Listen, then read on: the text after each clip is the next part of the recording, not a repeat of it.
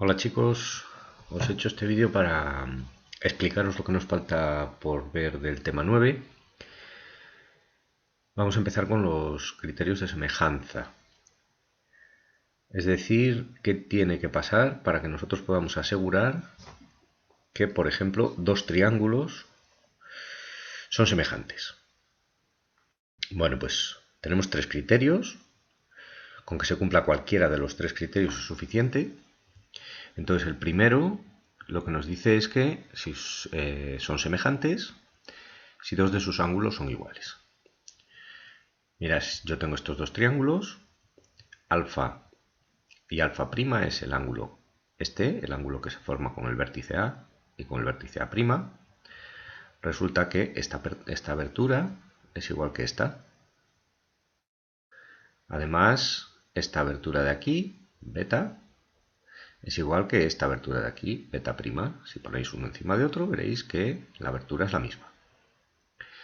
Con que dos de sus ángulos sean iguales, ya es suficiente para poder asegurar que los dos triángulos son semejantes, ya que el tercer ángulo tiene que ser igual sí o sí, porque la suma de los tres tiene que ser 180. Entonces, si dos son iguales, el tercero también lo va a ser. Con ver que dos son iguales es suficiente. Otra opción que tenemos, en vez de mirar los ángulos, mirar los lados.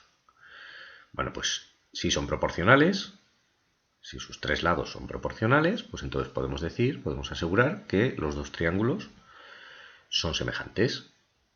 Este lado AB, este lado AB', si yo hago AB' partido por AB, es decir, divido uno entre otro, me tiene que quedar el mismo resultado al hacer esta, o al hacer esta otra, o al hacer la de abajo, ¿vale?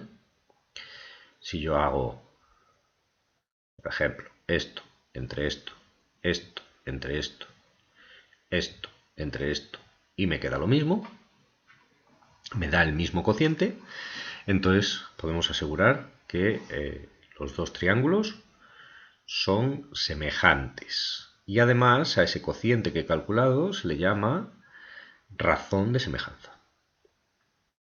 La última opción que tengo es combinar las dos, es decir, ver que no todos, no ver la proporción de todos, sino solo ver la proporción de dos de sus lados, y además que tengan el ángulo comprendido entre esos dos lados de los que he calculado la proporción, ese ángulo sea el mismo en los dos casos. Entonces, si dos lados son proporcionales y además un ángulo es el mismo, pues entonces también podemos asegurar que los triángulos son semejantes.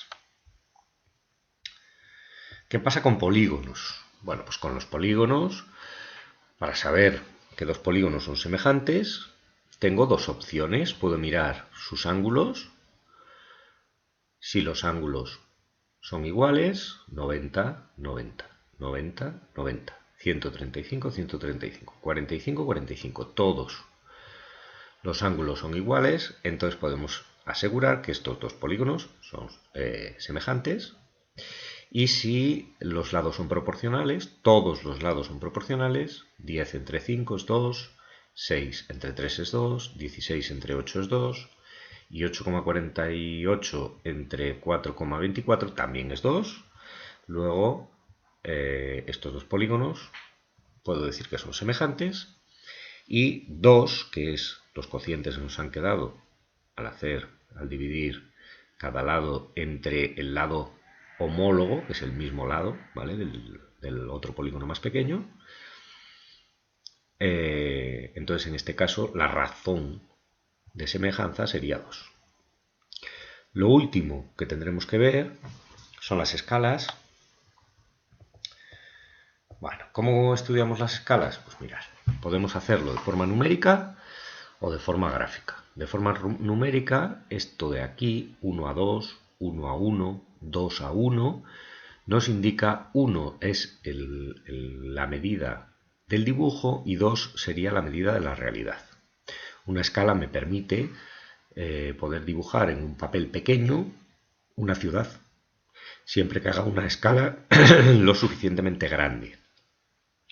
En este caso, mirad, Este es el dibujo real, porque la escala es 1 a 1.